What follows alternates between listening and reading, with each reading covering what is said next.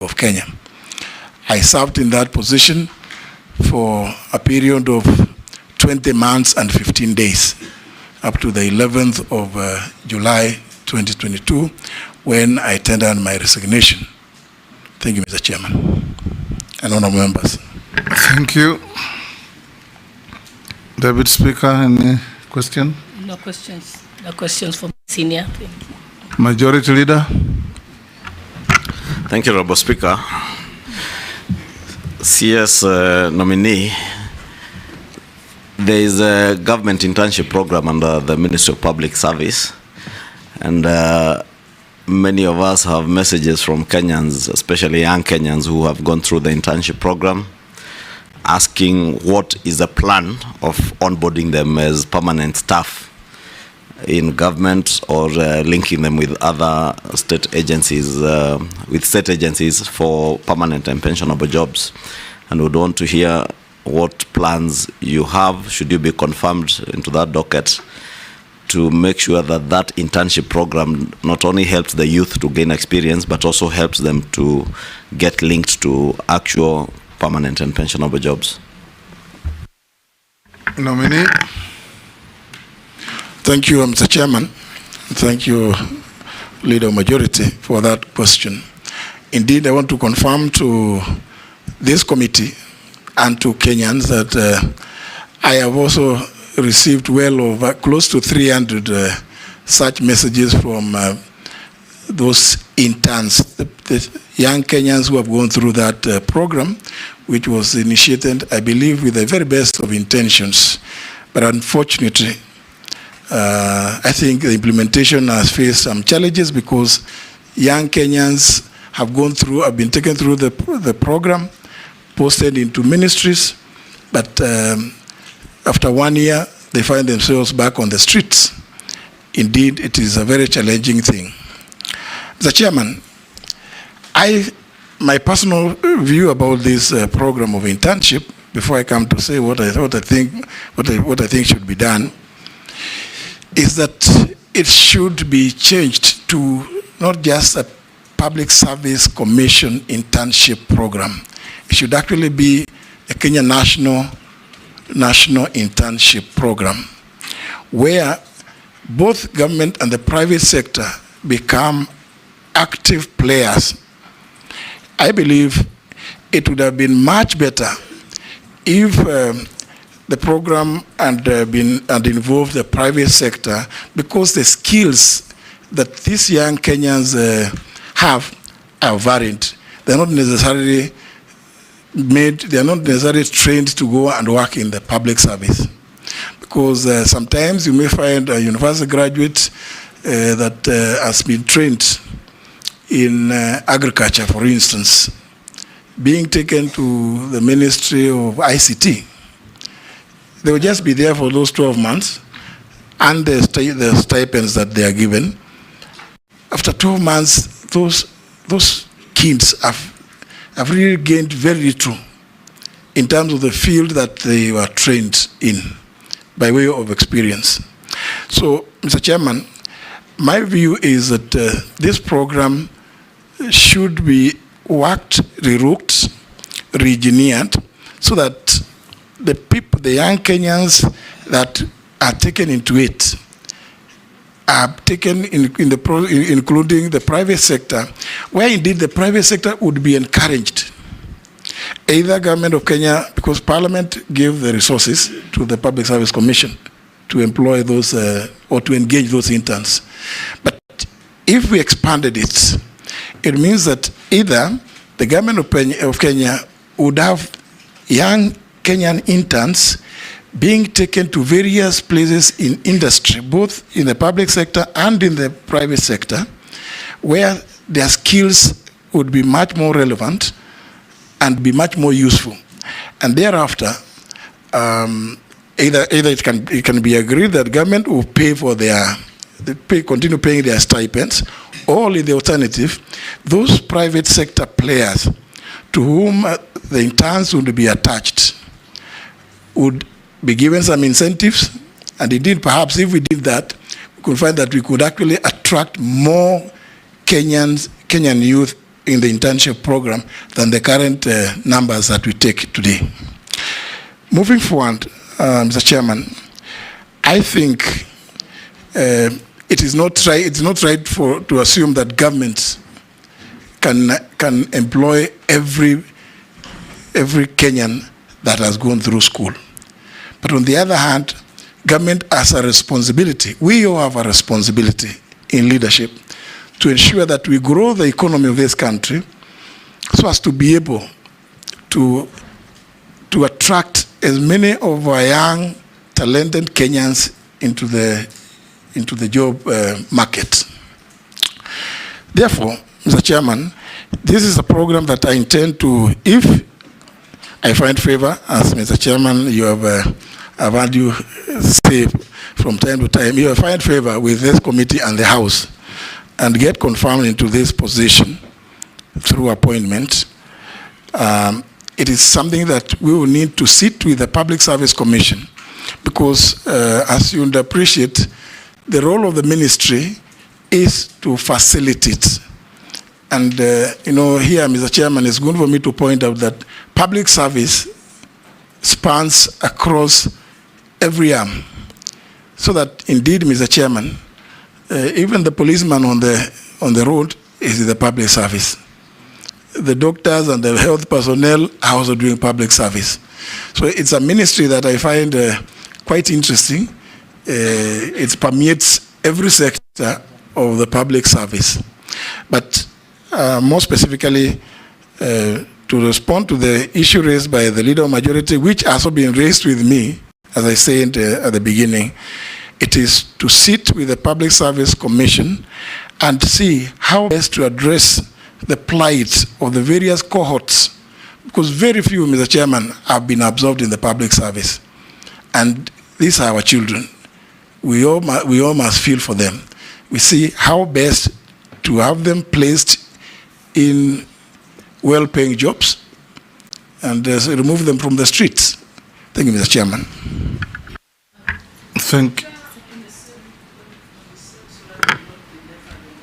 Yes, Mary. Thank you, Chairman. Nominee, Kenyans, with respect to the same issue of internship, Kenyans want to know the fact that the outgoing CS did suspend ongoing and any new recruitment. If you are approved, what you're going to do about that? He had proposed a formation of a tripartite committee to look into all those issues. And they are also saying the public servants, the aging, the public service is an aged lot. And so in the interest of succession planning, what are you going to do if at all you are suspending recruitment? And finally, they're also saying they're raising the concerns on corruption and nepotism, where jobs at the public service are also going to the highest bidder or to whom you know. So if you are approved, what are you going to do about it? So kindly speak to those issues and you'll be, so that we do not bring up the issue again. Thank you. Chairman, this is just a supplementary question. I hope I don't lose my slot later. Because I'm very interested in this. We're going to third reading of a bill I have sponsored on the public service internship. And I agree with you what you have said. We actually consulted a lot on the private sector, but we realized it needs further engagement on issues to do with private sector because incentives and all that. But now, the direct question that the young people are asking, and they have told me, without that amendment in your bill, in the third reading, but then you can stay with your bill. They are saying there has to be provision of them gaining full employment after the internship. Because they're saying otherwise, if that is not there, the government and other entities are just enjoying cheap labor. And then they go back, as you have said, after 1 year. And so it is good to be honest, because I know later you'll be told it's budgetary issues. You can commit here and then later you say there's no money. So the young people just want an honest answer, whether they will be employed after their internship. And the last thing just on that, Chairman, is that the last question, I agree with you also on one thing. Public Service Commission, and we engaged during the public participation. Internship is not a preserve of the Public Service Commission. The Parliamentary Service Commission also takes interns, the Judicial Service Commission, other commissions in TAC, which actually has a good practice where they have a merit list. So instead of advertising again for new people to get full employment, why don't we have a database of the ones who've done internship, and they be given priority when it is time for employment, and they create space for others to get internship? Mr. Chairman, can I? Thank you, Mr. Chairman. And through you, Mr. Chairman, I want to respond to the issues raised by the member for Teso South, the Honorable Mary Amase, where she raised the issue of a circular. And let me first of all say that I haven't come across any such circular. It was a pronouncement which I think has not been secularized. The issue that I'm aware of is that, of course, which every one of us is aware, is the issue of the austerity measures being implemented currently, which have necessitated some temporary or sort of a moratorium on recruitment. It is not that it has been stopped. So it is not. I don't think that it's right for us to say that there's been a circular. There hasn't been any, because I've gone through. It's an issue that I was addressing when I met with the senior staff of the ministry. Mr. Chairman, the issue of aging staff is true, and this also speaks to the question of succession planning. And I think it is right to point to say that something somewhere has gone wrong within the HR department, the human resource area. Because it is true, Mr. Chairman, you find, honorable members, you find that some very, very senior people in the public service, the people that deputize, and they are almost exiting the service, but the people deputizing them are so lowly placed. I think that that is a mistake that must be corrected immediately. And it's a matter of us having to engage properly with the Public Service Commission, because people are all over. But some certain things which I believe maybe we will have occasion to discuss later, the issue of training, on-job training, seems to have taken some back seats. And that is where the problem of aging staff, people wanting to remain without people sufficiently well prepared and trained to take over their positions. I think it is a mistake. It needs to be addressed as soon as possible. The Honorable Miriam Massey, through you, Mr. Chairman, did raise the issue of corruption in recruitment. Mr. Chairman, this is, I think, a thorn in all areas of, most of the publics in the entire gamut of public service recruitments, because there's a lot of opaqueness. Positions are advertised. When people are long listed, you see names, then they are shortlisted, then you don't know what the processes that happen thereafter. And connected to this, Mr. Chairman, is if you read the Article 232 of the Constitution on the mandate and functions of the Public Service Commission, among others, is to ensure efficiency and effectiveness in the public service. And the other value and principle is the diversity of Kenya, diversity among regions and communities. It is a value that is embedded in that Article 232. But, Mr. Chairman, you and I will know, sometimes it's very difficult, and we have seen reports that have been published that really show skewed, very, very skewed situations about how many people, how many civil servants are in which area.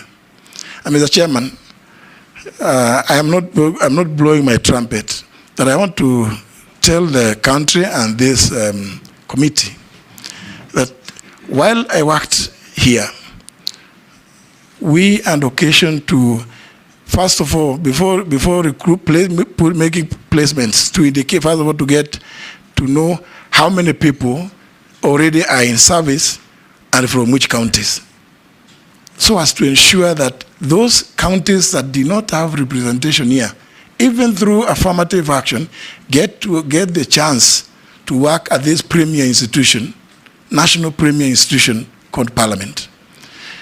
Mr. Chairman, in addressing this issue, these are some of the practices that I would want to suggest to the Public Service Commission to employ, because every part of Kenya deserves a chance to serve in the public service. Mr. Chairman, I have sympathy with what the Honorable Lesunda, through you, has been told by the young people as she was processing her bill. Mr. Chairman, we must say this without feeling shy about it. It may not be possible for the public service, indeed not just may, it cannot be possible for the public service to employ every Kenyan that goes through the training. But it is the duty of government to ensure that we have policies and programs that make it possible for the economy to absorb those whom we train in our various institutions of higher learning and others. So it is an altruism, and I think I want to agree with the honourable member that I don't want to be visited to be haunted by nightmares. If I give a commitment here that we will absorb, Mr. Chairman, we may not be able to, but we have to look for ways of ensuring that those that have been taken through the process finally find some placement one way or other. There are various options available. Thank you. Before he moves out of that, Honorable Speaker, would you then, if you may not assure them of placement, but at least priority when opportunities arise, especially now that there has been a pronouncement that those who are above 60 years of age will not have their contracts being renewed or extended?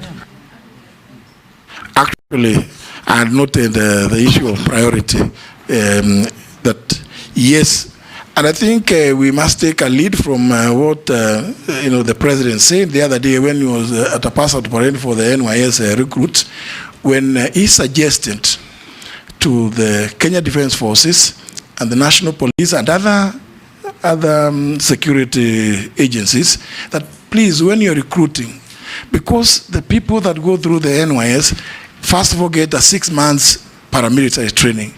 So it makes perfect sense that if possible, do about 80% of those, and they come from every corner of the Republic. So even in respect to these interns, I think we should give priority when it comes to absorption to those that have gone through the program. Thank you. Junet. Thank you, Mr. Speaker. Mr. Chairman, through the nominee, there are one or two issues is for clearing the air, and one is a question. The ones of clearing the air is you served as Attorney General for the last, let's say, 2 years now, a few months remaining. The issues that came that people were not taking your advice, whether they were legal or they were non-legal, I don't know, but your advice, which I assume they were legal. Could you touch on that matter? And then the other issue is when you were working at the Attorney General. Which people? He was not advising people, he was advising the government. Yeah, I'm saying. So be specific with your question. No, I'm saying there was accusation, there were statements out there saying that your advice was not being taken. There was a statement out there in the public domain that your advice was not being taken. So the advice could be taken by the government people in whichever capacity they are serving. Then secondly, the issue of when you are running the office of the Attorney General, there were issues, I found that one in Parliament, between your office and the Public Service Commission in terms of recruitment of that office. And now you are going to be working with them in terms of policy, you will be in charge. How will you take care of that? Then my last question is, the president, when this uprising happened the other day, one of the statements he issued was that people who have reached the age of 60 years must leave the civil service. But there are people who are 60 now and still working. They have contracts that are running. Now, and that is the way we can bring up the youth into the system when you create space for them. So what do you think you will do if you get favor with this committee and you are appointed? Will you create that space for the youth so that these people who have clocked the age of 80, they should leave, that they leave the civil service? Because they have 60 and not 80. No, I didn't say 80, 60. No, you people, I know why you're saying 80, but I said 60.